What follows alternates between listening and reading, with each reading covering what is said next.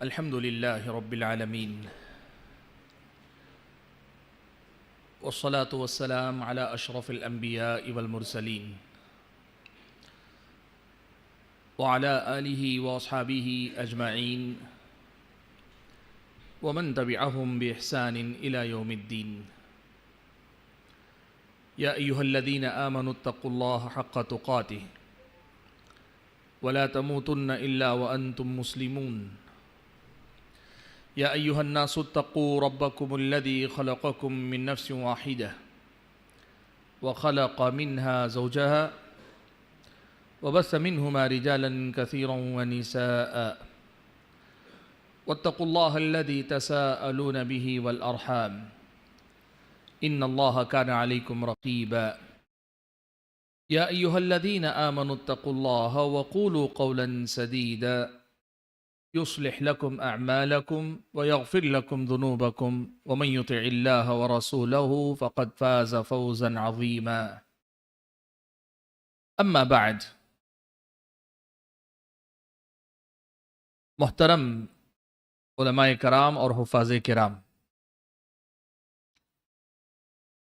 رب ذوالجلال کا مجھ پر اور آپ پر یہ خصوصی فضل و کرم ہے کہ آج یہاں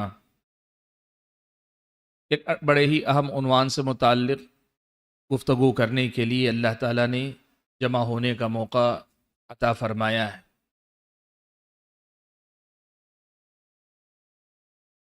رمضان المبارک کا مہینہ بہت قریب ہے اور آپ سبھی حضرات، چاہے آپ میں سے جو علماء ہیں یا جو آپ میں سے صرف حفاظ ہیں، حافظ قرآن ہیں، انشاءاللہ رمضان المبارک میں خصوصی طور پر قیام اللیل، تراویح اور ویسے عمومی طور پر 5 وقتہ نمازوں کی امامت کرنے جا رہے ہیں انشاءاللہ۔ تو ایسے موقع پر یہ جو مجلس منعقد کی گئی ہے، جس کا مقصد ہی یہ ہے کہ آپ ائمہ کرام کو کچھ بنیادی باتیں اس حوالے سے بتائی جائیں جو کہ یاد دہانی ہو، جو علماء پہلے سے جانتے ہیں ان کے لیے یاد دہانی ہو، اور جو حافظ قرآن ہیں، انہوں نے ابھی علم تفصیلی طور پر حاصل نہیں کیا ہے، ان لوگوں کے لیے یہ مجلس عمل سے پہلے علم کے حصول کا جو ضابطہ ہے اس ضابطے کی تکمیل بن جائے، یعنی امامت کے لیے آگے بڑھنے سے پہلے اس سے متعلق احکام کو سیکھنے کا ایک موقع بن جائے۔ ایسی ایک مجلس اللہ تعالیٰ نے آج نصیب فرمائی ہے، تو یہ میری اور آپ کی خوش قسمتی کی علامت ہے۔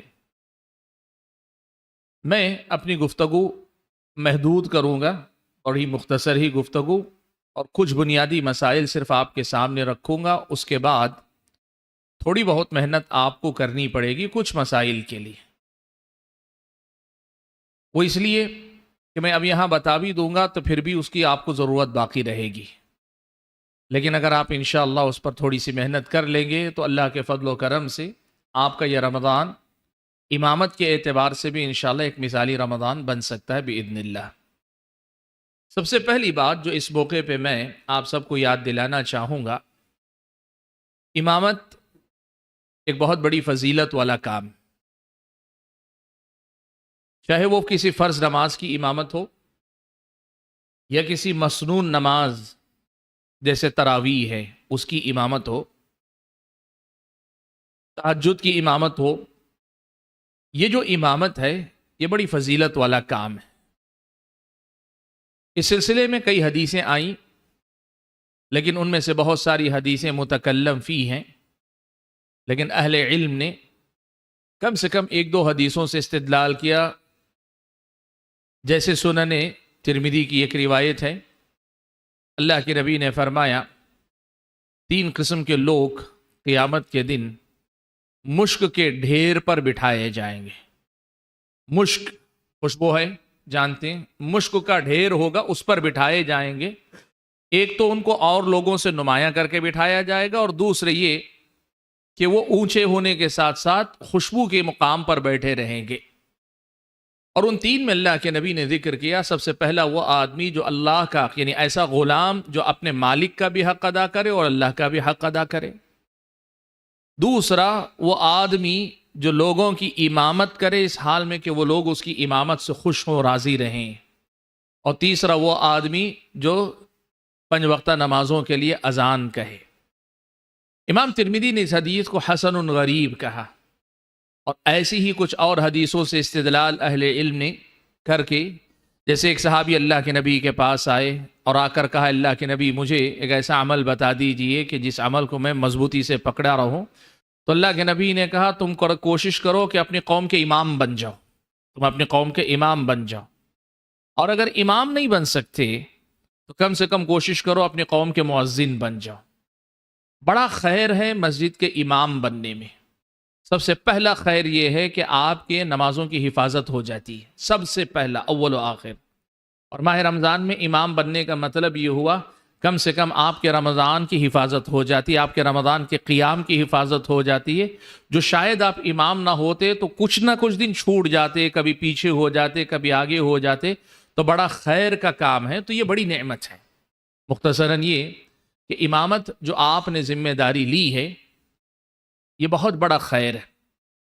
آپ میں سے اگر کوئی ایسے بھی ہیں جو مثال کے طور پہ قیام میں 4 رکعت صرف پڑھائیں گے، دوسرے 4 پڑھائیں گے، یہ 4 پڑھائیں گے، یا بعض علاقوں میں ایسا ہوتا ہے 2 رکعت کے لیے امام ہوتے ہیں، 2 رکعت ایک حافظ پڑھائیں گے، پھر 2 حفاظ کی کثرت ہو تو ایسا بھی لوگ کرتے ہیں، کوئی حرج کی بات نہیں۔ وہ 2 رکعت بھی آپ کے لیے غیر معمولی ہیں، وہ 2 رکعت بھی آپ کے لیے غیر معمولی ہیں۔ تو امامت بڑی فضیلت والا کام ہے، اور اگر اللہ تعالیٰ نے آپ کو یہ موقع عطا کیا ہے تو اپنے آپ کو آپ خوش نصیب سمجھیے۔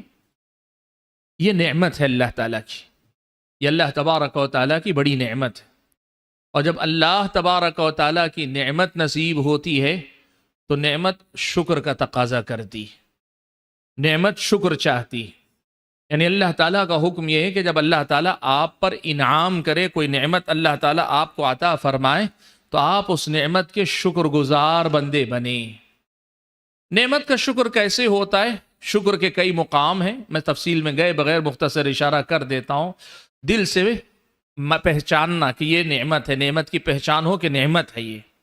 اعتراف کرنا کہ ہاں میں مانتا ہوں کہ یہ اللہ تعالیٰ کا انعام ہے مجھ پر، منعم کے احسان کو ماننا، اور اللہ نے موقع دیا تو زبان سے اس کا اظہار کرنا، جیسے آپ الحمدللہ کہیں، کوئی آپ کے سامنے موقع ذکر کرے تو آپ کہیں کہ ہاں اللہ کا شکر ہے، الحمدللہ، زبان سے اعتراف کریں۔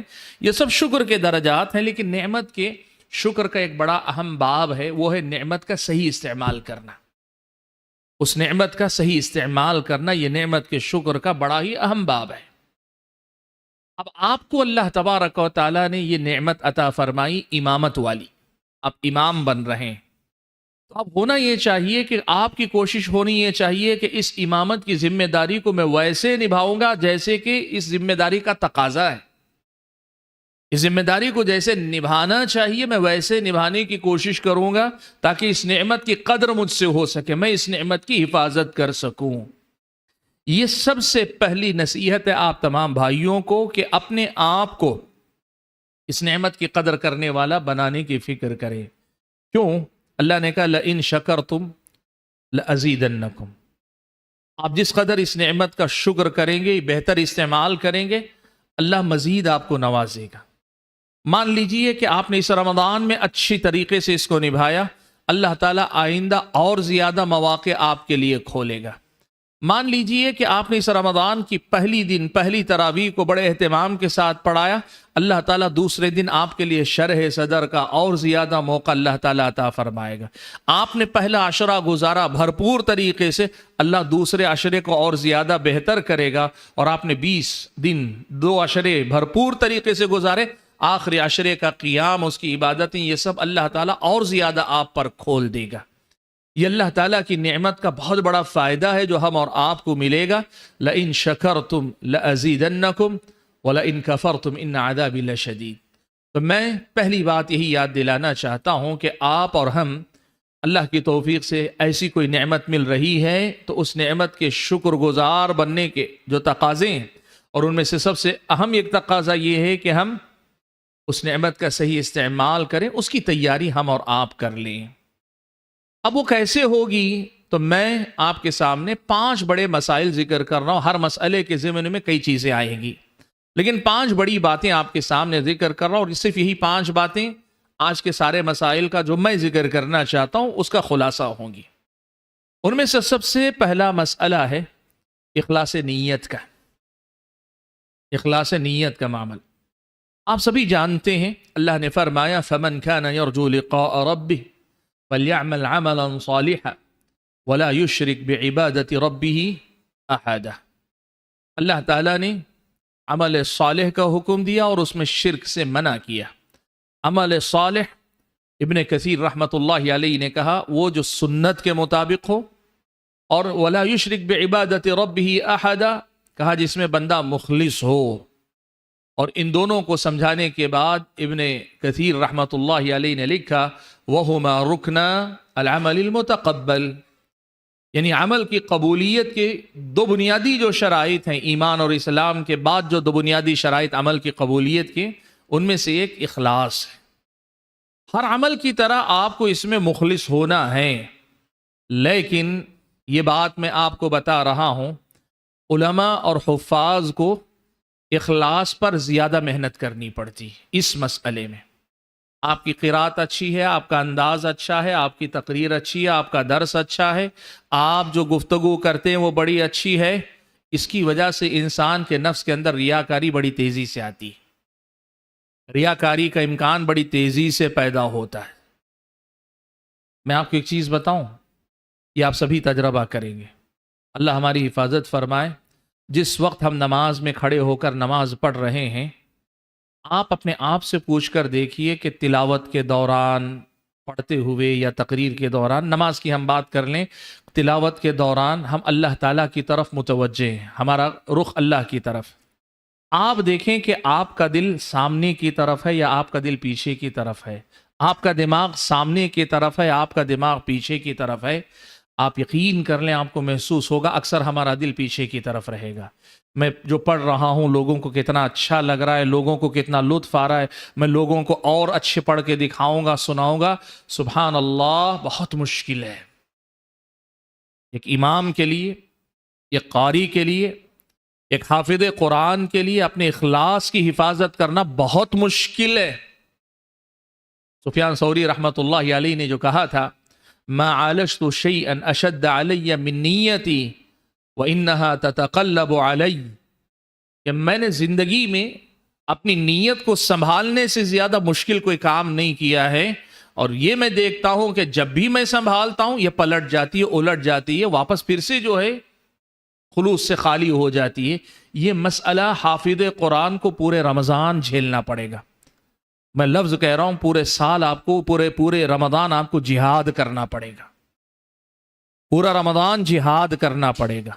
بہت بڑا مجاہدہ، آسان نہیں، بہت بڑا مجاہدہ ہے، بہت مشکل ہے حقیقت میں، یہ آسان نہیں۔ میں کہہ رہا ہوں، یہ میں خود بھی چونکہ آپ کی طرح میں بھی امام رہتا ہوں، مجھے معلوم ہے کہ کتنی مشکل ہے یہ ذمہ داری، بہت مشکل ہے، آسان نہیں، لیکن کرنا پڑے گا۔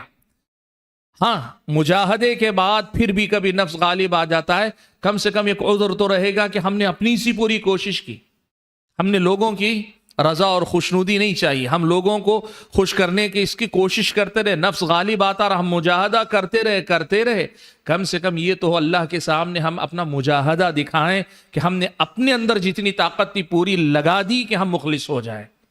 یہ ہونا چاہیے، اس کے لیے جو ہے ہم اور آپ کو مسلسل محنت کرنی پڑے گی۔ بہت مشکل ہے مجاہدہ، یہ مجاہدہ بہت مشکل ہے، لیکن ایک بات آپ کو بتاؤں، ایک بڑی اہم بات دیکھیے، یہ اخلاص اگر ہم پیدا کر لے گئے نا، یعنی واقعتاً ہماری تلاوت اللہ کے لیے ہو، اللہ کی رضا کے لیے ہو، تو اللہ تبارک و تعالیٰ نے ایک بات قرآن میں بیان کی، من کان یرید حرث الآخرۃ نزد لہ فی حرثہ ومن کان یرید حرث الدنیا نؤتہ منہا وما لہ فی الآخرۃ من نصیب۔ اس آیت میں اور اسی معنی کے ہم معنی آیات میں یہ بات صاف طور پہ اللہ نے بتائی، آپ اللہ کے لیے کام کریں گے، اللہ دین تو دے گا، دنیا بھی آپ کو دے دے گا۔ آپ دنیا کے لیے کریں گے، دنیا دے گا بھی تو تھوڑی دے گا، دین تو نہیں ملے گا آپ کو۔ جب آپ اللہ تعالیٰ کے لیے مخلص ہو کر تلاوت کریں گے نا، تو آپ اللہ کے ساتھ مخلص ہیں، لیکن وہ آپ کی اخلاص والی آواز، وہ تلاوت لوگوں کو اور زیادہ اچھی لگے گی۔ اللہ تعالیٰ آپ کی آواز میں وہ خوبی پیدا کرے گا۔ اس لیے پہلی بات جو آپ کو میں بتا رہا ہوں، اور میرے خیال میں سب سے اہم سبق اس مجلس کا آپ کو یہی کہ اس پورے رمضان میں آپ کو اپنے نفس سے مجاہدہ کرنا ہے، نفس سے مجاہدہ کرنا ہے، اللہ کے لیے پڑھنا، اللہ کے لیے کرنا۔ یہ اخلاص کا سب سے پہلا جو ہے مرحلہ۔ اچھا، ایک مسئلہ اخلاص سے جڑا ہوا آتا ہے جو حفاظ کرام سے متعلق ہے۔ رمضان کی تراویح میں آپ کو جو وظیفہ اخیر میں دیا جاتا ہے، پیسہ آپ کو دیا جاتا ہے، کہیں کپڑے بھی پہنائے جاتے ہیں، کبھی کسی اور طریقے سے تحفے تحائف لوگ دیتے ہیں، بہت کچھ آپ کی تکریم ہوتی ہے، کم یا زیادہ، لیکن بہرحال ہوتی ہے۔ اخلاص کی جب ہم بات کر رہے ہیں تو اس مسئلے کو سمجھ لینا ضروری ہے۔ پہلا مسئلہ، کیا اس پر یہ پیسہ لینا رمضان کے اختتام پر آپ کے لیے جائز ہے؟ پہلا مسئلہ میں تفصیل میں گئے بغیر آپ کو بتا دیتا ہوں، انشاءاللہ جائز ہے، حرام نہیں، ناجائز نہیں، لیکن کوئی اس سے بھی آزاد ہو کر پڑھاتے، یہ زیادہ افضل ہے، یہ زیادہ افضل ہے۔ البتہ اگر آپ کو پیسہ دیا جا رہا ہے جائز ہے، لیکن اہل علم نے کہا کہ آدمی کو مطالبہ نہیں کرنا چاہیے، مجھے اتنا چاہیے، مجھے اتنا چاہیے، مطالبہ نہیں کرنا چاہیے۔ آپ کے مطالبے کے بغیر اگر آپ کو پیسہ مل جاتا ہے، لوگ دے دیتے ہیں، آپ کے مطالبے کے بغیر لوگ آپ کو پہنا دیتے ہیں، آپ کو کھلا دیتے ہیں، آپ کی عزت افزائی جو بھی کریں، عوام کی محبتوں کا کوئی ایک پیمانہ نہیں ہے، جو بھی کریں آپ کو انشاءاللہ وہ چیز لینا جائز ہوگا۔ اب یہاں مسئلہ اخلاص، مسئلے کے طور پر سمجھ لیں، جائز ہے آپ کا لینا، لیکن اگر آپ اس کے بغیر کرتے ہیں تو زیادہ افضل ہے۔ البتہ کوئی آدمی مانگ کر لیتا ہے تو اہل علم نے کہا یہ مکروہ ہے، مانگ کر لینا مکروہ ہے، لیکن اس میں ایک بڑا اہم مسئلہ آتا ہے مکروہ ہونے کے ساتھ۔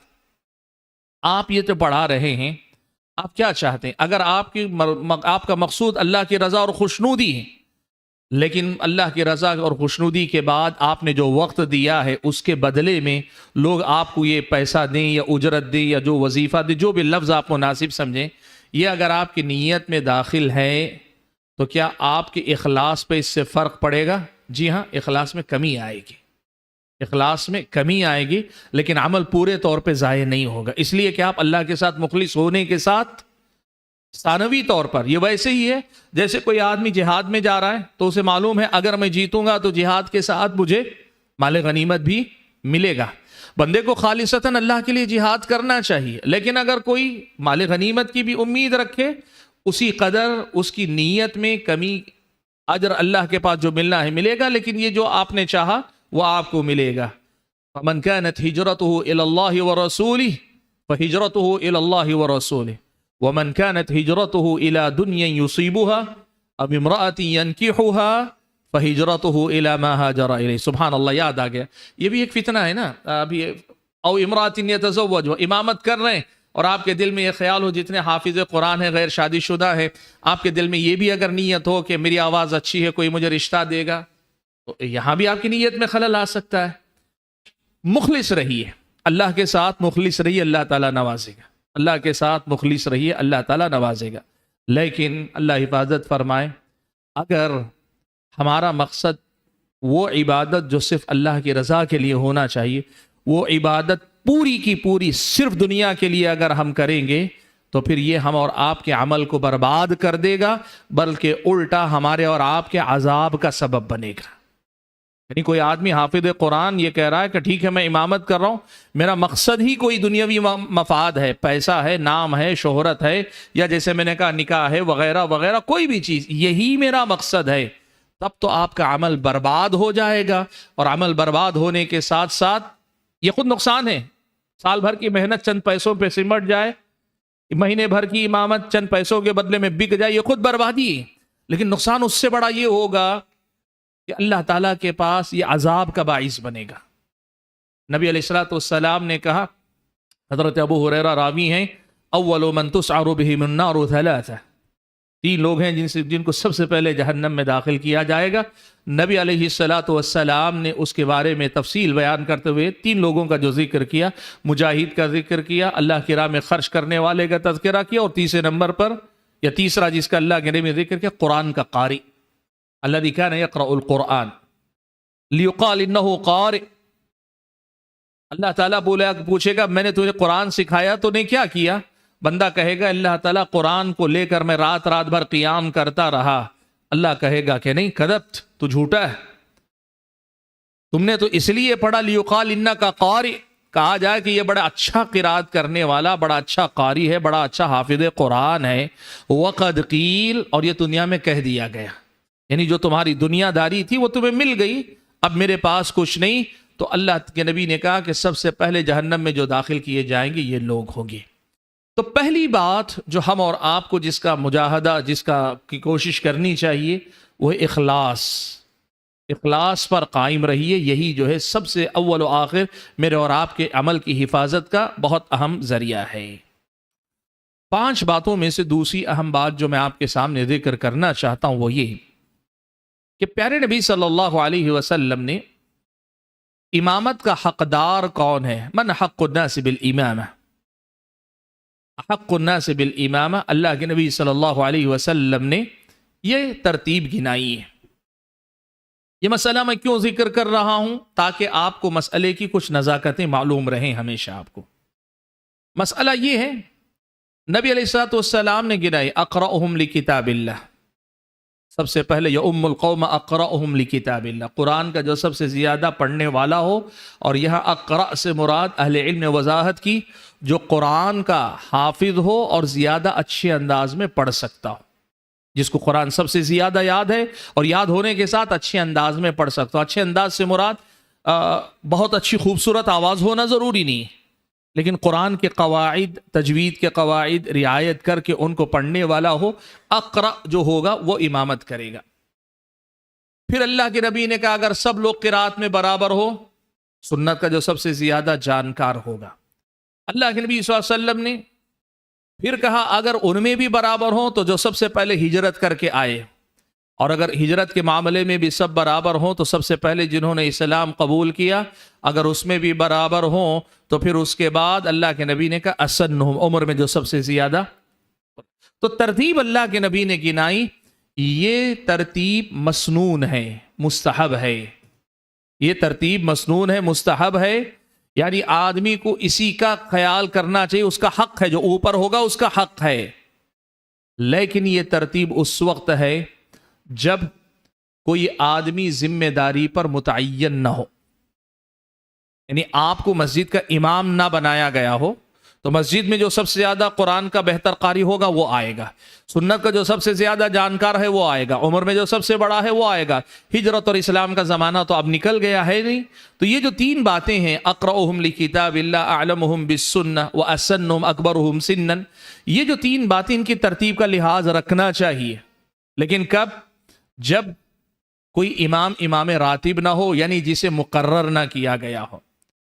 آپ اگر امام ہیں تو آپ اپنی ذمہ داری معلوم کر لیجئے کہ آپ صرف تراویح کے لیے امام رکھے گئے ہیں یا 5 وقتہ فرائض کے لیے بھی امام رکھے گئے ہیں. اگر آپ امام رکھے گئے ہیں تو پھر یہ مسئلہ یاد رکھنا چاہیے. اللہ کے نبی صلی اللہ علیہ وسلم نے فرمایا وَلَا يَؤُمُّ الرَّجُلُ الرَّجُلَ فِي سُلْطَانِهِ وَلَا يَجْلِسْ عَلَى تَكْرِيمَتِهِ إِلَّا بِإِذْنِهِ. اہل علم نے اس حدیث سے استدلال کر کے کہا کہ اگر آپ کے حوالے ذمہ داری کر دی گئی ہے تو یہ آپ کی سلطنت ہے، آپ کی سلطان، آپ کا جو ہے اختیار اس پر ہے. اب آپ اس نماز کے مالک ہیں، امامت کے اس منصب کے عہدے کے مالک ہیں جو ملکیت ہو سکتی ہے اس میں. تو آپ کے ہوتے ہوئے کوئی اور نماز کے لیے آگے نہیں بڑھ سکتا، چاہے وہ آپ سے زیادہ بہتر قاری ہو، وہ آپ سے زیادہ سنت کا جانکار ہو، وہ آپ سے بڑا عمر میں ہو، آپ اس کے زیادہ حقدار ہیں. ٹھیک ہے، آپ زیادہ حقدار ہیں. الا باذنہ، ہاں اگر آپ چاہے آگے بڑھا دینا چاہیں تو آگے آپ بڑھا سکتے ہیں. آپ مثال کے طور پر دیکھ رہے ہیں کہ آپ سے بہتر کوئی قاری ہے اور یہ ادب ہے کہ آپ چاہ رہے ہیں کہ آپ کے استاد آ گئے یا آپ سے بڑے کوئی آ گئے، آپ ان کو آگے بڑھانا چاہ رہے ہیں، بڑھا سکتے ہیں۔ ان سب معاملات میں آپ کو ایک فقہی ناحیے سے مسئلے کو معلوم رکھنا چاہیے، اور دوسرا انتظامی امور کے اعتبار سے مسئلے کو معلوم رکھنا چاہیے۔ جس مسجد میں آپ امامت کرتے ہیں وہاں کے ذمہ داروں کے ساتھ آپ کا تال میل رہے۔ آپ یہ پوچھ لیں میں امام ہوں، مجھے ہی پڑھانا پڑے گا یا کبھی میں کسی کو آگے پیچھے کر سکتا ہوں، نمبر ایک۔ دوسرا یہ کہ اگر میں امام ہوں تراویح کے لیے تو 5 وقتہ نمازوں میں مجھ سے بہتر جو علم والا ہے میں اس کو آگے بڑھا دوں گا، اس بات کا خیال رکھنا ضروری ہے۔ تو یہ جو ترتیب ہے یہ ترتیب آپ مسنون ہے، اس کا خیال رکھیں گے، لیکن اس کے ساتھ ساتھ اس بات کا بھی خیال رکھیں گے کہ اگر آپ امام راتب ہیں، ذمہ داری آپ کے حوالے کی گئی ہے تو آپ پر وہ فرض ہے اب اس ذمہ داری کو نبھانا، اس لیے کہ آپ نے وہ ذمہ داری قبول کر لی ہے، اس کی آپ پابندی کریں گے۔ لیکن اب مسئلہ یہ ہے کہ کوئی چھوٹا جیسے جو صرف حافظ قرآن ہیں اور مسجد میں یا مجلس میں کوئی عالم دین ہیں یا زیادہ بہتر قاری ہیں، تو اس کے باوجود آپ کی امامت اس وقت جائز ہو سکتی ہے، چاہے آپ کی عمر کم ہی کیوں نہ ہو، جب آپ کو نماز کے احکام معلوم ہوں۔ فقہ الصلاۃ جسے کہیں، نماز کے احکام معلوم ہوں آپ کو۔ اگر آپ کو نماز کے احکام ٹھیک سے معلوم نہیں یا پورے معلوم نہیں، آدھے ادھورے معلوم ہیں، اور صرف آپ قرآن کے اچھے قاری ہیں، تو آپ کو آگے نہیں بڑھنا چاہیے، آپ کو آگے نہیں بڑھنا چاہیے۔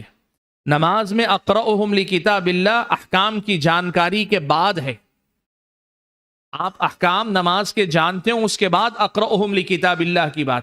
اور اگر آپ کو احکام نہیں معلوم ہیں تو آپ کو امامت ہی نہیں قبول کرنی چاہیے۔ بالفاظ دیگر میں کہنا یہ چاہ رہا ہوں، اب آپ امامت کی ذمہ داری قبول کر رہے ہیں تو اس سے پہلے آپ کو امامت کے احکام اور مسائل پڑھ لینے چاہیے، سیکھ لینے چاہیے، جان لینے چاہیے۔ اور خاص طور پہ جو ہمارے حفاظ ہیں، حافظ قرآن ہیں، انہوں نے کہیں مدرسے سے یا کسی استاد سے بیٹھ کر علم لیا نہیں ہے، پڑھا نہیں ہے، ان کو کم سے کم کسی عالم دین کا درس سن لینا چاہیے، کسی عالم دین کی نگرانی میں مختصر صحیح بنیادی نماز کے احکام اور مسائل سیکھ لینے چاہیے۔ تو احق الناس بالامامہ میں کہ کون سب سے زیادہ امامت کا حقدار ہوگا، یہ نزاکتیں ہیں۔ آپ کا مسئلہ ان تفصیلات کے باوجود آسان اس لیے ہے کہ آپ کو مقرر کر دیا جا رہا ہے، آپ ذمہ داری دے دی جا رہی ہے، آپ ذمہ دار ہیں، آپ امامت کریں گے انشاءاللہ۔ لیکن اس کے لیے آپ کو چاہیے ہوگا کہ آپ امامت کے احکام اور مسائل سیکھ لیں۔ اور وہی ہمارا تیسرا نقطہ، 5 باتیں میں نے کہی آپ کے سامنے ذکر کروں گا، ان میں سے تیسری جو بات ہے وہ یہی کہ آپ سبھی پر فرض عین ہیں، آپ سبھی پر فرض عین ہے کہ نماز کے احکام اور مسائل کو آپ تفصیل کے ساتھ پڑھ لیں۔ ہمارے بہت سارے حفاظ، اس لیے کہ ہم بھی اس عمر سے گزرے، اس لیے ہمیں پتہ ہے یہ، ہم نے امامت پہلے کی ہے، بہت سارے احکام بعد میں سیکھے ہم، جو کہ صحیح نہیں ہے۔ ہاں یہ مسئلہ تھا کہ ہم جس جگہ نماز پڑھاتے تھے وہاں ہم ہی سب سے زیادہ دین جاننے والے تھے، گرچہ ہم جتنا جانتے تھے وہ ناکافی تھا۔ لیکن آج آپ جب آگے بڑھ رہے ہیں تو آپ کے پاس موقع ہے کہ آپ احکام سیکھ لیں، آپ احکام سیکھیں۔ اور میں خاص طور پر آپ کو بتانا چاہوں گا کہ نماز کے جو اعمال اور اقوال ہیں، نماز اقوال اور اعمال، ایک تو نیت ہے، اس کے بعد اقوال اور افعال کا مجموعہ ہے نماز۔ ان اقوال اور افعال میں سے ارکان کیا ہے، یعنی رکن کا درجہ کیا ہے، واجبات کیا ہیں اور مستحبات کیا ہیں، یہ تقسیم آپ کو اچھے سے معلوم ہونی چاہیے۔ رکن کیا ہے؟ رکن وہ قول یا فعل یعنی عمل، نماز کا کوئی ایسا عمل ہے کہ جس کے بغیر آدمی کی نماز باطل ہو جاتی ہے، نماز ہی باطل ہو جاتی ہے۔ واجب کیا ہے؟ واجب وہ ہے کہ جس کے چھوڑنے پر یا چھوٹنے پر نماز میں خلل آئے گا، لیکن سجدہ سہو کے ذریعے اس خلل کو آپ پورا کر سکتے ہیں، آپ کی نماز صحیح ہو جائے گی۔ اور مستحبات کیا ہے، جن کو ہم سنتیں کہیں نماز کی، یہ وہ اعمال اور اقوال ہیں کہ جن کو جس قدر زیادہ مکمل آپ اپنائیں گے، آپ کی نماز کا درجہ اتنا ہی زیادہ اونچا ہوگا، اور جتنی اس میں کمی آئے گی آپ کے نماز کے اجر میں کمی ہوگی، لیکن آپ کی نماز ادا ہو جائے گی۔ تو آپ تکبیر تحریمہ سے لے کے سلام پھیرنے تک بلکہ اس سے پہلے اس کے بعد جو نماز کے شروط ہیں، نماز کے ساتھ طہارت کے مسائل ہیں، صرف نماز نہیں، نماز کے ساتھ طہارت کے مسائل ہیں، یہ ساری چیزیں آپ کو پوری طریقے سے معلوم ہونی چاہیے۔ بالخصوص یہ آپ کو معلوم کر لیں، طریقہ یاد رکھنے کا یہ بھی ہے، ایک تو یہ ہے کہ آپ ترتیب سے معلوم کر لیں۔ مثال کے طور پہ اللہ اکبر تکبیر تحریمہ، یہ رکن ہے یا واجب ہے، مستحب ہے، معلوم کر لیں، ٹھیک ہے۔ اس کے بعد آپ دعائیں پڑھیں گے، دعا استفتاح وغیرہ، ان کا حکم کیا، یہ فرض ہے یعنی یہ رکن ہے، یہ واجب ہیں یا مستحب ہیں۔ آپ سورہ فاتحہ پڑھیں گے، یعنی دعا استفتاح کے بعد آپ تعوذ تسمیہ سب پڑھیں گے، ان کا حکم کیا، ایسے ترتیب سے آپ معلوم کر لیں، یہ رکن ہے، یہ واجب ہے، یہ مستحب ہے، یہ مستحب ہے، پھر واجب ہے، پھر رکن ہے، ایسے ترتیب سے معلوم کر لیں۔ ایک طریقہ یہ ہے، اور دوسرا طریقہ یہ ہے کہ آپ نمبر کے ساتھ یاد رکھ لیں۔ مثال کے طور پر اگر آپ دیکھیں گے، میں یہ بات بتا دوں آپ کو کہ اس میں کہیں جزوی اختلاف ہو سکتا ہے، فقہی مذاہب کا جزوی اختلاف ہو سکتا ہے۔ حنابلہ کے پاس مثال کے طور پہ ارکان کی تعداد کچھ ہو سکتی ہے، احناف کے پاس رکن گھٹ جاتے ہیں مثال کے طور پر، یا شوافے کے پاس کچھ اور چیز، کوئی مسئلہ ایسا ہوگا جو شوافے کی نظر میں رکن ہے، احناف کے پاس جو ہے وہ واجب ہے، یا واجب بھی نہیں مستحب ہے۔ یہ فرق ہو سکتا ہے، 19-20 ہو سکتا ہے حساب میں، لیکن آپ نمبر سے گن لیں راجح قول کے مطابق کیا ہو سکتا ہے۔ جیسے بعض اہل علم نے نقل کیا کہ نماز کے ارکان 14، رکن جو ہے 14 چیزیں، واجبات 8 ہیں، اور سنن و نوافل کہا بہت زیادہ ہے، بہت زیادہ ہے۔ فعلی سنتیں 52 گنائی ہیں بعض اہل علم نے، فعلی قولی نہیں، فعلی سنتیں 52 گنائی۔ تو یہ جو تعداد کا طریقہ ہے، یہ دونوں طریقے آپ کو آنے چاہیے، اور یہی میں کہا کہ اس پر آپ کو میرے درس کے بعد محنت کرنی پڑے گی۔ آپ کو میں اب گنا بھی دوں گا تو اب یاد نہیں رکھیں گے، یہ آپ کو مستقل محنت کرنی پڑے گی۔ وہ کیا ہے، یا تو آپ ابتدا سے لے لیں، نماز کی ابتدا سے تکبیر تحریمہ سے شروع کر کے سلام پھیرنے تک ایک ایک آپ کا جو عمل ہے، کون سا رکن ہے، کون سا اس میں واجب ہے، اور کون سا مستحب عمل ہے، یہ دیکھ لیں، یا پھر نمبر سے یاد رکھ لیں۔ رکن 14 ہیں، 1 2 3 4 5 گنا لیں، واجبات فلاں فلاں فلاں 8 ہیں، اور پھر مستحبات بقیہ سارے۔ آپ ارکان اور واجبات یاد رکھ لیں گے تو بقیہ اعمال سارے کے سارے مستحبات میں ہوں گے۔ یہ آپ کو یاد کرنے پڑیں گے۔ ان احکام کو آپ یاد رکھیے گا کہ ان احکام کے بغیر آپ بہت ساری غلطیاں کریں گے۔ ان احکام کو یاد رکھنے کا فائدہ کیا ہوگا؟ فائدہ یہ ہوگا کہ سب سے پہلے آپ کوشش کریں گے کہ اللہ نہ کرے کم سے کم رکن اور واجب میں سے کوئی چیز چھوٹنے نہ پائے آپ سے۔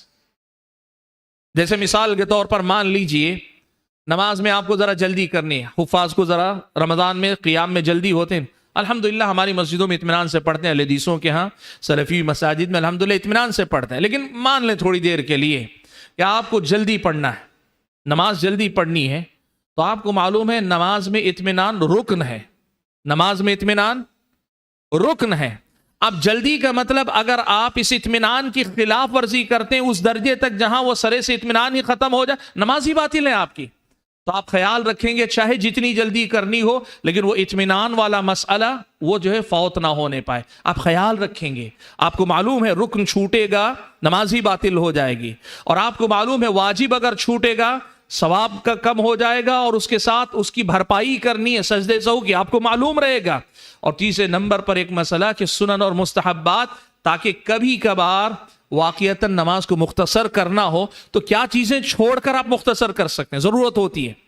کبھی اچانک یہ ہوا موسم خراب ہو گیا، یا اللہ نہ کرے جیسے کووڈ کا دور آ گیا تھا، یہ ہوا کہ 20 منٹ میں سب ختم کر کے بند کرو، تو آپ کو مختصر نماز پڑھانی ہے۔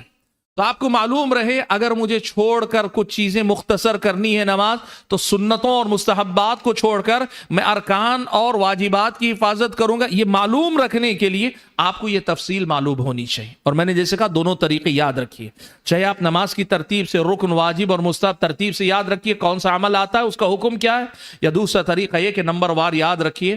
زیادہ بہتر یہ ہے کہ دونوں چیزیں یاد رکھیے، یہ زیادہ بہتر ہے آپ کے لیے۔ ترتیب سے بھی یاد رکھیے، نمبر بھی یاد رکھیے، ایک دوسرے سے آپ کے ارکان جو ہے یادداشت میں آپ کے محفوظ رہیں گے اگر آپ یہ دونوں کے دونوں یاد رکھتے ہیں۔ یہ تیسری اہم بات ہے جو آپ کو جو ہے یاد رکھنی ہے۔ اب اس میں صرف نماز کے واجبات ارکان وغیرہ کی بات نہیں کر رہا ہوں، اس کے ساتھ مثال کے طور پر آپ کو وہ ساری کیفیتیں یاد رکھنی پڑیں گی۔ فرض نماز میں مثال کے طور پر اللہ کے نبی صلی اللہ علیہ وسلم کی پہلی 2 رکعت جو ہوتی تھیں، اگر 4 رکعت فرض میں پڑھ رہے ہیں، پہلی 2 رکعت کے مقابلے بعد کی 2 رکعت کے مقابلے میں پہلی 2 رکعت ذرا طویل ہوا کرتی تھی۔ قیام میں اللہ کے نبی صلی اللہ علیہ وسلم کی پہلی جو 2 رکعت ہوتی تھیں بعد والی 6 رکعت کے مقابلے میں پہلی 2 رکعت ہلکی ہوتی تھیں۔ ہمارے سارے حفاظ پہلی 2 رکعت بڑی لمبی پڑھاتے ہیں، سارے کے سارے۔ تو یہ سارے آداب احکام آپ کو سیکھنے چاہیے، یہ سارے آداب احکام آپ کو سیکھنے چاہیے۔ جس قدر زیادہ آپ اس معاملے میں علم والے ہوں گے، آپ کا قیام اور آپ کی امامت اسی قدر زیادہ مکمل ہوگی انشاءاللہ۔ یہ ہو گئی تیسری اہم بات جو میں آپ کے سامنے رکھنا چاہتا تھا۔ چوتھی اہم بات جو میں آپ کے سامنے رکھنا چاہتا ہوں وہ ہے، بڑی اہم ہے، اسی سے اس کا تعلق ابھی جو احکام گزرے اس کا، اور آپ چاہے تو اسے تیسری ہی کے ساتھ جوڑ لیجئے، وہ ہے سہو فی الصلاۃ۔ نماز میں جو بھول ہو جاتی ہے اس کے احکام آپ کو معلوم رہنے چاہیے۔ سہو جو ہو جاتا ہے نماز میں، آپ سے جو بھول ہوتی ہے، آپ کو اس کے احکام معلوم ہونے چاہیے۔ اب آپ دیکھیے، رکن اگر آپ کا چھوٹتا ہے تو سہو میں آپ کو یہ بات یاد رکھنی چاہیے کہ فوراً آپ اس کو دہرانا پڑے گا، جو رکن چھوٹا ہے اسے دہرانا پڑے گا، اور اگر پچھلی رکعت میں کوئی رکن چھوٹا ہے تو پوری رکعت آپ کو دہرانی پڑے گی۔ کسی رکعت میں ایک رکن چھوٹ گیا، اگلی رکعت میں یاد آ رہا ہے یا نماز کے بعد، تو رکعت پوری دہرانی پڑے گی۔ لیکن نماز کے دوران یا نماز کے بعد آپ کو یاد آیا کہ کوئی واجب چھوٹا ہے، آپ کو صرف سجدے سہو کرنا پڑے گا، اور اگر آپ کو جو ہے یاد آئے کہ کچھ مستحبات چھوٹے ہیں، آپ کو نماز بھی نہیں دہرانی، سجدے سہو بھی نہیں کرنا ہے، لیکن آپ کو یہ ضرور کرنا ہے کہ آپ اگلی بار خیال رکھیں یہ سہو نہ ہونے پائے، اس لیے کہ اس کی وجہ سے اجر میں کمی آتی ہے۔ تو سہو کے جو احکام ہیں حالانکہ مختصر ہیں، لیکن ان کو مستقل آپ کو یاد رکھنا پڑے گا۔ میں ایک واقعہ سناتا ہوں جو ہم لوگوں نے حرم میں ہمارے ساتھ پیش آیا، اور اس دن ہمارے ایک ساتھی کا تبصرہ بھی بڑا جاندار تھا، بہت مطلب ہوا یہ کہ مسجد نبوی میں ہم لوگ نماز پڑھ رہے ہیں، قیام رات میں تراویح پڑھ رہے ہیں، امام دوسری رکعت کے بعد سلام تشہد میں بیٹھنے کے بجائے سیدھے اٹھ کر کھڑے ہو گئے، 2 رکعت پہ سلام پھیرتے ہیں، تیسری رکعت کے لیے سیدھے کھڑے ہو گئے، تو لوگوں نے پیچھے سے تسبیح کہی، امام بیٹھے نہیں، لوگوں نے پیچھے سے تسبیح کہی، امام بیٹھے نہیں، پڑھتے چلے گئے۔ اب ہم لوگوں کو اندازہ ہے کہ یہ تیسری رکعت پوری کر کے کیا کریں گے، تشہد میں بیٹھیں گے، اور بیٹھ کر کیا کریں گے، سجدے سہو کر لیں گے، یہ توقع ہے ہماری۔ تیسری رکعت مکمل ہوئی، امام اٹھ کر کھڑے ہو گئے چوتھی رکعت کے لیے، تیسری رکعت کے بعد وہ بیٹھے نہیں، چوتھی رکعت کے لیے اٹھ کر کھڑے ہو گئے۔ اب ہم یہ توقع رکھ رہے ہیں کہ اچھا 4 رکعت ایک ساتھ پڑھ رہے ہیں، تو اب کیا کریں گے، چوتھی رکعت کے بعد بیٹھیں گے تو سلام پھیرنے سے پہلے سجدے سہو کریں گے، سجدے سہو کریں گے، اس لیے کہ درمیان میں 2 رکعت والا تشہد چھوٹ گیا ہے نا، سہو کریں گے۔ انہوں نے اس کا بھی سہو نہیں کیا، سلام پھیر دیا، اس کا بھی سلام پھیر دیا انہوں نے۔ ہم لوگ جو ہے سمجھ میں ہماری نہیں آ رہا تھا کیا ہوا ہے، تو ہم نے اپنے کچھ اساتذہ سے یہ سوال پوچھا۔ ایک تو سب سے پہلے ہمارے ایک ساتھی تھے، انہوں نے جو مطلب کہا، آج امام صاحب کے پیچھے پڑھ کر پتا چلا کہ فقہ کا دائرہ بہت وسیع ہے، فقہ کا دائرہ جو ہے بہت وسیع ہے۔ اصل میں مسئلہ دیکھیے کیا ہوا، 2 رکعت کے بعد بیٹھنا، وہ جو ان کی یہ تھا 2 رکعت پہ سلام پھیرنا، جب تیسری رکعت کے لیے وہ کھڑے ہو گئے، اگر وہ کھڑے نہ ہوئے ہوتے تو یاد دہانی پر وہ بیٹھ جاتے، لیکن جب کھڑے ہوئے، یاد رکھیے اگر نماز 4 رکعت والی ہی ہے تو آپ کھڑے بھی ہو، 2 رکعت والی ہی ہے جیسے فجر کی نماز، تو تیسری رکعت کے لیے آپ کھڑے بھی ہو گئے ہیں تو سہو کے یاد دہانی پر آپ کو بیٹھ جانا چاہیے، اس لیے کہ فجر کی رکعت 2 سے 3 اگر ہوگی تو باطل ہو جاتی ہے، لیکن یہ نفل نماز ہے اور اس کے بعد ان کے 2 رکعت ہیں، تو 2 اور 2 الگ کر کے پڑھنا بھی جائز ہے۔ اگر کوئی ایک تشہد سے 4 پڑھ لیتا ہے تو بھی جائز ہے، یعنی تشہد کے ساتھ 4 رکعت بھی پڑھتا ہے تو جائز ہے، ٹھیک ہے، یہ بھی جائز ہے۔ تو یہ ہوا، اس وجہ سے وہ کھڑے ہو گئے، اور ہم جو امید رکھے ہوئے تھے تیسری رکعت کے بعد بیٹھیں گے، انہوں نے وہ نہیں کیا، انہوں نے کہا میں 4 رکعت ایک ساتھ پڑھ لوں گا۔ اور چوتھی رکعت کے بعد ہم جو امید رکھے ہوئے، سہو کیوں نہیں کیا، اس لیے کہ تشہد چھوٹا ہے۔ جیسے ظہر کی نماز میں اگر 2 رکعت کے بعد سہو چھوٹ جائے تو کیا کرنا پڑے گا، سجدے سہو کرنا پڑے گا۔ تو انہوں نے کہا کہ قیام میں ایک قول فقہا کے پاس یہ بھی ہے کہ نفل میں، فرض میں نہیں، نوافل میں اگر 4 رکعت، جیسے وتر کے اندر 5 رکعت اگر آپ پڑھ رہے ہیں تو 4 رکعت مسلسل پڑھ کے بیچ میں تشہد کیے بغیر چوتھی رکعت میں آپ تشہد میں بیٹھ سکتے ہیں. ویسے قیام میں بھی پڑھ سکتے ہیں، یہ بعض فقہا کا قول ہے، یہ بعد میں ہمیں پتا چلا، نہیں پتا تھا وہ مسئلہ اس وقت سے پہلے، تو بعض فقہا کا یہ قول ہے، اس لیے انہوں نے اس پر عمل کر لیا. تو سہو کے اپنے مسائل ہیں، سہو کے اپنے مسائل ہیں. تو یہ میں کہنا چاہ رہا ہوں کہ آپ کو بحیثیت امام یہ معلوم ہونا چاہیے کب سہو کرنا ہے، کب سہو کے کس مسئلے پر آپ کو کیا کرنا چاہیے. اب آپ کھڑے ہو گئے، کسی نے لقمہ دیا، آپ کو بیٹھنا چاہیے یا نماز میں جاری رکھنا چاہیے نماز کو، یہ آپ کو معلوم ہونا چاہیے. کب بیٹھنا چاہیے، کب نہیں بیٹھنا چاہیے، سہو کے احکام آپ کو معلوم ہونے چاہیے. ان احکام کو بھی تفصیل سے سیکھیں، زیادہ نہیں ہے، میں آپ کو پہلے ہی بتا دوں، سہو کے مسائل زیادہ مشکل نہیں، آسان ہے. اور اس میں ایک مسئلہ آتا ہے قبل الرکوع ہے یا بعد الرکوع ہے، معاف کیجئے، قبل السلام ہے یا بعد السلام ہے، سجدے سہو کب کرنا چاہیے. اس میں بھی آپ کے پاس بہت تفصیلات ہوں گی، لیکن اگر آپ ان میں سے راجح قول کے مطابق قبل السلام اگر آپ کر لیتے ہیں ہر نماز کے لیے، ہر سہو کے لیے جائز ہے، انشاءاللہ کوئی حرج کی بات نہیں، جائز ہو جائے گا آسانی کے لیے آپ. لیکن یہ احکام آپ سیکھیے. تو میں یہ کہہ رہا تھا یہ چوتھا مسئلہ ہے، لیکن یہ چوتھا مسئلہ بھی اس بات کا خیال رکھیے کہ چاہے تو اسے تیسرا بنا لیے، احکام عام، خصوصی طور پہ سہو کے احکام آپ کو سیکھنے چاہیے. اگلا مسئلہ جو آج کی اس ملاقات میں آپ کے سامنے مجھے رکھنا ہے، جو میں ذکر کرنا چاہتا ہوں، وہ ہے تلاوت کا مسئلہ. تلاوت کے سلسلے میں کچھ باتوں کا خیال رکھیے. سب سے پہلے اس بات کا تو خیال رکھیے کہ فرض نمازوں میں اور جو رات کا قیام ہے تراویح، ان دونوں میں بڑا فرق ہے. فرض نماز میں لمبی نماز پڑھنا یہ سنت نہیں، فرض نماز میں لمبی نماز پڑھنا یہ سنت نہیں، بلکہ ارکان کی اطمینان سے ادائیگی کے ساتھ جتنی مختصر نماز آپ پڑھا سکتے اتنا افضل ہے.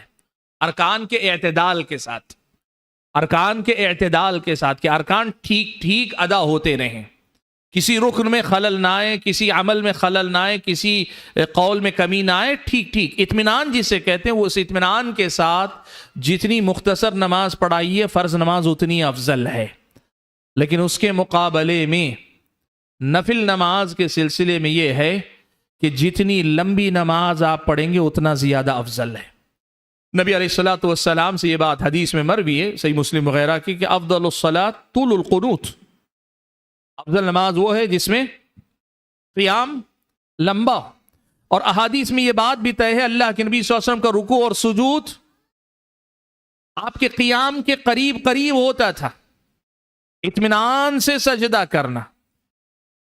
یہ جو مسئلہ ہے قرات کے اندر، اس بات کا خیال رکھنا کہ آپ کی قرات اور آپ کے ارکان میں وہ اعتدال رہے.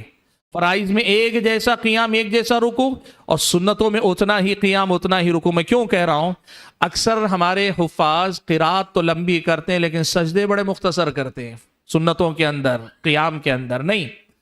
آپ تھوڑا تھوڑا کر کے عادت بنائیے. جہاں آپ امامت کرتے ہیں ایک ماحول ہوگا، لیکن آپ تھوڑا تھوڑا کر کے عادت بنائیے. لوگوں کو بتائیے کہ اس نماز کی کیفیت ہی اصل میں یہ ہے کہ یہاں صرف قرات لمبی نہیں ہونا ہے، قرات کے لمبے ہونے کے ساتھ رکوع بھی لمبے ہونا چاہیے، سجدے بھی لمبے ہونا چاہیے. نبی علیہ الصلوۃ والسلام کی نماز کی کیفیت حضرت عائشہ نے جو کہی، فَلَا تَسْأَلْ عَنْ حُسْنِهِنَّ وَطُولِهِنَّ، اہل علم نے اس حدیث کا یہی مطلب بیان کیا. بلکہ ایک اور روایت میں یہاں تک الفاظ آئے، اللہ کے نبی صلی اللہ علیہ وسلم سجدہ کتنا کرتے تھے؟ تقریباً 50 آیتوں کی تلاوت کے مساوی اللہ کے نبی کا لمبا سجدہ ہوتا تھا. اب ظاہر بات ہے کہ ہمارے پاس آنے والی عوام کے اندر یہ مزاج نہیں ہے، اس لیے کہ وہ سمجھتے ہیں تراویح کا مطلب ان کے پاس لمبی قرات اور مختصر سے مختصر رکوع اور سجدہ، یہ عوام کا ذہن ہے، جبکہ سنت یہ نہیں ہے. اب آپ کو کیا کرنا چاہیے؟ آپ کا کام، پہلا کام آپ یہ کیجئے، لوگوں کو بتائیے کہ فرض نماز میں ارکان کے اعتدال کے ساتھ مختصر سے مختصر پڑھنا یہ افضل ہے، لیکن نوافل میں بالخصوص قیام اللیل میں لمبا قیام، لمبی تلاوت، لمبا رکوع، لمبا سجدہ یہ کرنا یہ زیادہ افضل ہے. لوگوں کو بتائیے آپ. اب اگر لوگ تیار ہوتے ہیں تو آپ پھر لمبا قیام، لمبا رکوع کیجئے، لیکن اگر لوگ تیار نہیں ہوتے ہیں تو ان کی بیزارگی کا سبب مت بنیے آپ، اس لیے کہ بہرحال آپ امام ان کی مصلحت کے لیے، آپ کو اپنی عبادت کی فکر ہے تو پھر ایسی جگہ امامت چھوڑ کر اکیلے عبادت کیجیے، لمبے قیام والی عبادت آپ اپنے لیے کیجیے. لیکن جب آپ امام بن رہے ہیں، امام کو شریعت کے قوانین کی رعایت یعنی فرائض اور واجبات کی رعایت کے بعد سنن اور نوافل کے باب میں عوام کی اپنی رغبت کا خیال رکھنا آپ کی ذمہ داری ہے امام کی. کہیں لوگ تیار نہیں ہوتے تو آپ پڑھائیے، مختصر پڑھائیے، کوئی حرج کی بات نہیں، کوئی حرج کی بات نہیں. اچھا ایک بات یہ دیکھ لیجئے، یہ بھی ایک مسئلہ ضمناً آتا ہے، وہ یہاں آپ کے لیے اماموں کے لیے غیر ضروری ہے. لمبا قیام افضل ہے یا زیادہ رکعات پڑھانا افضل ہے؟ اس میں 3 قول ہیں علماء کے. کچھ علماء نے کہا کہ طول القیام حدیث میں آئے اس لیے لمبا قیام ہونا چاہیے. کچھ علماء نے کہا کہ نہیں، زیادہ تعداد ہونی چاہیے رکعات کی. اعنی علی ذلک بکثرۃ السجود، صحابی کو اللہ کے نبی نے کہا اس بنیاد پہ. شیخ الاسلام ابن تیمیہ رحمۃ اللہ علیہ نے کہا دونوں برابر ہیں، اس لیے کہ دونوں کے دلائل ہیں، تو ہم ایک کو دوسرے پہ فضیلت نہیں دیں گے، بلکہ ہم یہ کہیں گے کہ دونوں افضل ہیں. اب آدمی اپنی ضرورت اور حالات کے حساب سے دیکھے تم کیا کر سکتے ہو. تمہیں لمبے قیام میں زیادہ دل لگتا ہے، لمبا قیام کرو، اور تمہیں اگر لمبے قیام میں دل نہیں لگتا، تعداد زیادہ کر سکتے ہو کرو. ہاں سنت جو اللہ کے نبی کی ہے وہ رات کی 11 رکعات والی ہے، اور اگر 2 رکعت عشاء کی ملائیں یا ابتدا کی 2 ہلکی رکعت شامل کریں تو 13 رکعت نماز، یہ اللہ کے نبی کی سنت ہے، یہ افضل ہے، یہی بہتر ہے. تو آپ اس بات کا خیال رکھیں، تلاوت کے باب میں اور ارکان کے باب میں اعتدال ہونا چاہیے، توازن ہونا چاہیے، اس بات کا خیال رکھیں. اب اس تلاوت کے مسئلے میں بڑا اہم مسئلہ، سارے حفاظ کا مسئلہ، اور اخلاص کے مسئلے کے بعد سب سے مشکل مسئلہ حفاظ کے لیے یہ. صحیح مسلم کی روایت ہے، اللہ کے نبی صلی اللہ علیہ وسلم نے کہا فَإِنِّي نُهِيتُ أَنْ أَقْرَأَ الْقُرْآنَ رَاكِعًا أَوْ سَاجِدًا، مجھے رکوع اور سجدے میں قرآن کی تلاوت کرنے سے منع کیا گیا. اللہ تعالیٰ کے نبی نے کہا اللہ نے مجھے منع کیا. صحیح مسلم میں ایک اور روایت حضرت علی بن ابی طالب رضی اللہ تعالیٰ عنہ سے مروی ہے، کہتے ہیں کہ نہانی رسول اللہ صلی اللہ علیہ وسلم ان اقرأ القرآن راکعا او ساجدا، کہ میں قرآن کو رکوع اور سجدے میں پڑھوں. حافظوں کی بڑی پریشانی وہ کیا ہے معلوم ہے؟ 1 رکعت مکمل ہوئی، اب اگلی رکعت میں جو پڑھانا ہے وہ سجدے میں بھی پڑھ لیتے ہیں جلدی جلدی. تسبیحات کے بعد ایسا نہیں، تسبیحات پڑھ لیتے ہیں، سبحان اللہ سبحان اللہ سبحان اللہ ہو گئے. اب باقی جو 1 منٹ کا وقفہ لیتے ہیں، کچھ لمحات کا وقفہ، اس میں 3-4 آیتیں پڑھ لیتے ہیں جو اگلی رکعت میں پڑھانے ہیں، رکوع میں پڑھ لیتے ہیں، اور کئی بار تشہد میں اگلی 2 رکعت کا پڑھ لیتے ہیں. یاد رکھیے گا یہ جائز نہیں، اللہ کے نبی نے منع کیا ہے. آپ یاد رکھیے گا کہ آپ عبادت کر رہے ہیں. اچھا حافظ کی مجبوری ہے کہ اس کو اعتماد اس وقت آتا ہے جب وہ ایک بار پڑھ لیتا ہے. اگر واقعی ایسا ہے 2 رکعت کے بعد لمبا وقفہ لیجیے، فوراً اٹھ کے مت کھڑے ہو. اور اگر کوئی پیچھے سے مصلی کہتا ہے تو آپ ان سے کہہ دیجئے میں ایسے ہی پڑھا سکتا ہوں، کوئی حرج کی بات نہیں. آپ اس کو یہ کہہ دیں کہ بھائی میں 2 رکعت کے بعد فوراً 2 رکعت نہیں کھڑ کے پڑھا سکتا، یہ بہتر ہے اس کے مقابلے میں کہ آپ اللہ کے نبی کے حکم کی مخالفت کر کے رکوع اور سجدے میں آپ جو ہے کلمات قرآن پڑھنے کی کوشش کریں. یہ ہوتا ہے لا علمی میں. میرا ماننا ہے 99% حفاظ یہ کرتے، میں بھی کیا ہوں میرے اپنے دور میں، جب میں امامت چھوٹا تھا امامت کرتا تھا. الحمدللہ جب اس کے بعد پڑھ لیے تو اللہ کی توفیق سے وہ مجاہدہ کہتے ہیں نا، مجاہدہ کرنا. اور یہ ہے ایسا ہوتا ہے کہ ہم مصحف رکھ لیتے ہیں، کبھی ضرورت محسوس ہوتی ہے، کچھ ایسے مقامات آتے ہیں جہاں پڑھنے سے پہلے ایک بار دیکھیں تو اعتماد بڑھتا ہے، تو اس کے لیے ہم مصحف رکھ لیتے ہیں. 2 رکعت کے بعد آرام سے سب کے سامنے کھول کر مصحف دیکھتے ہیں، پھر بند کرتے ہیں، کوئی عیب نہیں. ہم چھوٹی چھوٹی باتوں سے ڈر جاتے ہیں. اصل میں مصحف کھولوں گا، لوگ دیکھیں گے کہ مصحف دیکھ رہوں گا، لوگ کیا کہیں گے، ان کو اس سے کیا غرض ہے؟ یہ میرا معاملہ ہے، میرے اور میرے حفظ کا معاملہ ہے. یہ لوگ یہ سوچتے ہیں کہ میں جو ہے اگر 2 منٹ 1 منٹ بیٹھ جاؤں گا تو لوگ پیچھے سے انتظار کریں گے. کرنے دیجئے، وہ امام کے تابع ہیں، آپ ان کے تابع نہیں ہیں. لیکن یہ غلطی مت کیجئے کہ رکوع اور سجدے میں قرآن کی تلاوت کریں، یہ معاملہ آپ کے اندر نہیں ہونا چاہیے.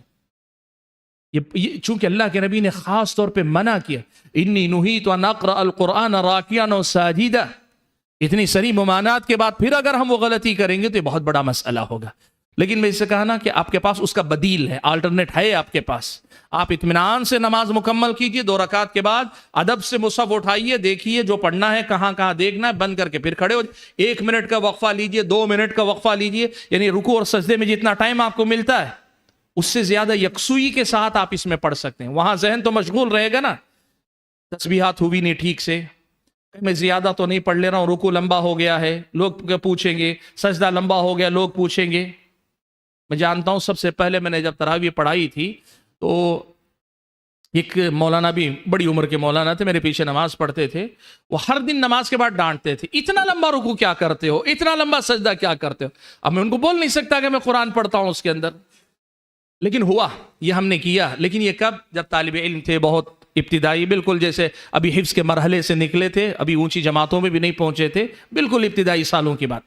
تو کہنا یہ ہے کہ اس کے بجائے یکسوئی کے ساتھ 2 رکعت کے بعد بیٹھ کر قرآن دیکھ لینا, مصحف دیکھ لینا, یہ بہتر ہے. ورنہ میرا تو تجربہ یہ ہے, دن میں آپ اچھے سے پڑھ لیتے ہیں تو دل میں جو ہے وسوسہ آنے مت دیجئے. آپ کی خود اعتمادی کافی ہے, سیلف کانفیڈنس جسے کہتے ہیں نا, وہ کافی ہے. بار بار قرآن دیکھنے کی آپ کو ضرورت نہیں ہے. ٹھیک ہے, اچھی بات. تلاوت کے سلسلے میں ایک بہت بڑا مسئلہ, وہ مسئلہ ہے نماز میں تلاوت کے دوران غلطی کرنے سے ڈرنا. نماز میں تلاوت کے دوران غلطی کرنے سے ڈرنا, بھول جانے سے ڈرنا. اب اس میں ہمارے اپنے احباب کئی غلطیاں کرتے ہیں. ایک تو غلطی یہ کرتے ہیں, ان کو معلوم ہے کہ وہ غلط پڑھ رہے ہیں, لیکن کچھ اس مہارت کے ساتھ پڑھ لے جاتے ہیں کہ پیچھے لوگوں کو پتہ ہی نہ چلے کہ آپ شروع کہاں کیے, کس صورت پہ جا کے ختم کر رہے ہیں. ملا رہے ہیں ادھر سے ادھر, ادھر سے ادھر. لوگوں کو مسلسل آواز سنائی دے رہی, کلمات سمجھ میں آئے نہ آئے, فرق کیا پڑتا ہے. یہ مت کیجیے, یہ قرآن کے ساتھ کھلواڑ ہے. اللہ رحم فرمائے, بسا اوقات یہ تحریف کے درجے میں داخل ہو سکتا ہے. بہت بڑا جرم ہے یہ. میں نے کہا نا کہ ہمارے اندر جو ڈر ہے نا, وہ مخلوق کا ڈر ہے. اللہ معاف فرمائے, اللہ کا ڈر ہمارے اندر کم ہے, تبھی ہم یہ غلطیاں کرتے ہیں. بہت بڑا جرم ہے یہ. ایسی غلطی کرنا بہت بڑا جرم ہے کہ آپ عوام کے سامنے کہ میں غلطی کر رہا ہوں, بھول رہا ہوں, اس ڈر سے آپ جو ہے کچھ بھی پڑھتے چلے جائیں, غلط نہیں. دیکھیے یہ بہت سیدھا مسئلہ, آپ پڑھتے جائیے, بھول رہے ہیں رک جائیے, پیچھے سے کوئی لقمہ دیتا ہے قبول کیجئے, کوئی عیب نہیں ہے. کوئی عیب نہیں ہے کہ آپ کو لقمہ لیں کسی کا, کوئی پیچھے سے آپ کی تلقین کریں, کوئی عیب نہیں اس کے اندر. قبول کیجئے. اور اگر لقمہ دے رہے ہیں پھر بھی آپ نہیں پڑھ پا رہے ہیں, یا کوئی پیچھے سے لقمہ دینے والے نہیں ہیں, تب بھی آپ پرواہ مت کیجئے. جہاں بھول گئے رکوع کر لیجئے, رکوع کیجئے بغیر کسی اس کے. اور اگر کوئی آدمی یہ کہتا ہے کہ نہیں آپ کو ایسے غلطی نہیں کرنی چاہیے, آپ کہ میں یہی کر سکتا ہوں, اپنی آخرت خراب مت کیجئے. مجھ سے یہی ہو سکتا ہے, آپ کو مجھ پہ بھروسہ ہے, رکھیے. واقعہ سنا دیتا ہوں, نام نہیں لوں گا کہاں کا واقعہ, خامخواہ وہ بیچارے ذمہ دار حضرات جو بدنام ہو جائیں گے. ایک جگہ کا مسئلہ میرے پاس آیا. وہ مسئلہ یہ تھا کہ حافظ قرآن غلطی کر رہا ہے, یہ ان کو رپورٹ ملی. تو انہوں نے کیا کیا, حافظ کو بتائے بغیر ایک اور حافظ کو مقرر کر دیا کہ جب حافظ صاحب نماز شروع کریں مصحف لے کر پیچھے کھڑے رہنا, لقمہ دینے کے لیے نہیں, شام میں رپورٹ دینے کے لیے کہ حافظ صاحب نے آج کتنی جگہ غلطیاں کی, کتنی جگہ جمپ کر کے گئے, یہ رپورٹ دینا. اللہ کا کرم ہے, وہ حافظ بیچارہ اچھا تھا, وہ اس قسم کا نہیں تھا. غلطی ہوتی تھی کبھی, لیکن وہ جمپ کر کے ادھر ادھر کرنے والا نہیں تھا. کئی دن تک کوشش کی, کچھ ملا نہیں. تو مسئلہ میرے پاس آئے, بولے یہ حافظ صاحب کبھی کبھار غلط پڑھتے ہیں. میں نے کہا ہوتی ہے غلطیاں ہوتی ہیں, اس میں کیا ہے. تو کہنے لگے کہ نہیں غلطی نہیں ہونی چاہیے. میں نے کہا یہ بھی صحیح بات, غلطی نہیں ہونی چاہیے, لیکن ہوتی ہے, کیا کریں گے. بیچارہ کوشش کرتا ہے, کوشش کے بعد غلطی ہو رہے تو کیا کریں گے. تو کہنے لگے نہیں بالکل نہیں بھولنا چاہیے. میں نے کہا دیکھیے, اگر آپ یہ کہنا چاہ رہے روزانہ غلطیاں کر رہے ہیں, روزانہ بھول رہے ہیں, تو اگلے سال حافظ بدل دیجیے. لیکن اگر آپ یہ کہنا چاہ رہے ہیں ایک بھی غلطی نہیں ہونی چاہیے, تو میں آپ کو بتاؤں کئی بار ایسا ہوتا ہے کہ ائمہ حرمین بھی جو کہ ماشاءاللہ حفظ میں سب میں اتقان میں الحمدللہ معترف بہم ہیں, جن کا اعتراف ہے ان سے بھی کبھی نماز میں وہ بھول ہوتی ہے, وہ بھول جاتے ہیں. تو انہوں نے کیا کہا معلوم, امام حرم بھولے تو بھولے مول صاحب, لیکن ہمارے امام نہیں بھولنا. عوام کا ایسا ذہن, آپ اس کی پرواہ مت کیجئے. لوگ ایسے ہی ہیں, وہ نہیں سمجھ پاتے. اگر وہ اتنا رہتے ہیں, ان سے کہیے کسی دن 2 رکعت کی امامت کر کے دکھاؤ, جو سورت آپ کو یاد ہے وہی پڑھا کے امامت کر کے دکھاؤ. میں یہ کہہ رہا ہوں آپ اس کی پرواہ مت کیجئے. اگر آپ سے بھول ہو رہی ہے, جرأت اتنی رکھیے کہ آپ رکیں گے. لقمہ دیتا ہے کوئی, لیں گے, نہیں ہوتا ہے رکوع کر لیں گے, لیکن نہیں پڑھے, غلط نہیں پڑھیں گے آپ. تلاوت میں ہونے والی یہ غلطیاں, میں نے کہا نا, اس کو یاد رکھیے گا. اللہ معاف فرمائے, بسا اوقات یہ قرآن کی تحریف کے درجے تک جا سکتی ہے بات. ایسا نہیں ہونا چاہیے. اور خاص طور پہ ایک آخری بات تلاوت کے سلسلے میں بتا دوں کہ تلاوت کا ایک انداز ہے. آپ ترتیل کہیے یا حدر کہیے، یہ بھی آپ کو حفاظ ہونے کے ناطے آپ کو معلوم ہونا چاہیے کہ آپ جب حدر میں پڑھتے ہیں، روانی میں پڑھتے ہیں، تو کون سی حرکات کو ساقط کر سکتے ہیں، لیکن کن کی پابندی بہرحال پھر بھی ضروری ہے. آپ جانتے ہیں تجوید کے قواعد میں ترتیل میں کچھ قواعد ہیں، اور اس کے مقابلے میں حدر میں کون سے حرکات و سکنات چھوڑے جا سکتے ہیں، یا کون سی تجوید کے کن قواعد میں سمجھوتا ہو سکتا ہے، یہ آپ کو معلوم ہونا چاہیے. یہ جو طریقہ ہے، بہت سارے احباب یہاں بھی غلطی کرتے ہیں کہ وہ قواعد یاد ان کو معلوم نہیں کہ مثال کے طور پر مدود ہے، مد ہے، کون سے مد کو مختصر کیا جا سکتا ہے، کون سا نہیں کیا جا سکتا، کون سا مد کیے بغیر آپ پڑھ سکتے ہیں، یہ معلوم نہیں، یہ سیکھتے نہیں ہیں. یہ آپ کو سیکھنا پڑے گا، یہ آپ کو تلاوت کے سلسلے میں سیکھنا پڑے گا. اسی سے آپ کی امامت واقعی معنوں میں مثالی امامت ہو پائے گی. تو 5 مسئلے ہو گئے، لیکن اگر آپ اس کو سہو کو اگر آپ احکام کے ساتھ ملا لیتے ہیں تو آخری ایک مسئلہ میں ذکر کر دیتا ہوں، وہ ہے دعا کا. نماز میں دعا کا، دعائے قنوت کا مسئلہ. دعائے قنوت کے سلسلے میں لوگ بہت زیادہ افراد کا شکار ہیں. یاد رکھیے کہ مسجع مقفع عبارتیں لانا، خاص طور پر ائمہ حرمین کی دعائیں رٹ کر آنا، مسنون ہیں مسنون نہیں ہیں کوئی پرواہ نہیں، بس یہ کہ مقفع مسجع ایک دم بالکل اس میں لے ہے، اس میں لحن ہے، اس میں انداز ہے، اس لیے وہ دعائیں یاد کر کر کے نمازوں میں پڑھانا یہ صحیح نہیں ہے، یہ صحیح نہیں ہے. دعا کے آداب ہیں، اور آپ کو معلوم ہے دعا میں ایک چیز ہے جس سے منع کیا، اعتداء فی الدعاء، دعا میں حد سے تجاوز کرنے سے منع کیا گیا. اور اہل علم نے اعتداء فی الدعاء کی شکلوں میں یہ بھی داخل کیا ہے کہ آدمی مقفع مسجع عبارتوں کو بتکلف لانے کی کوشش کرے. اس کا سب سے آسان طریقہ کیا ہے؟ دعائے قنوت یاد کیجیے، اور اس کے ساتھ دیگر مسنون دعائیں یاد کیجیے. مسنون دعائیں یاد کر لیجئے. قرآنی آیات ہیں، ان میں بہت ساری دعائیں حفاظ کے لیے ماشاءاللہ آسانی ہے، بڑی جامع دعائیں قرآن کی دعاؤں میں ہیں اور قرآن کی آیتوں میں ہیں. اس کے ساتھ احادیث کی جامع دعائیں. اور انتخاب کیجئے، یاد رکھیے ہمیشہ انتخاب کیجئے وہ دعائیں، ان دعاؤں کا جو سب سے پہلے فرد کی اصلاح کی بات کریں. آپ کو معلوم ہے یہاں بھی وہ جو سیاسی ذہن ہے تحریکیت کا، ہماری دعاؤں میں بھی اس کا اثر ہے.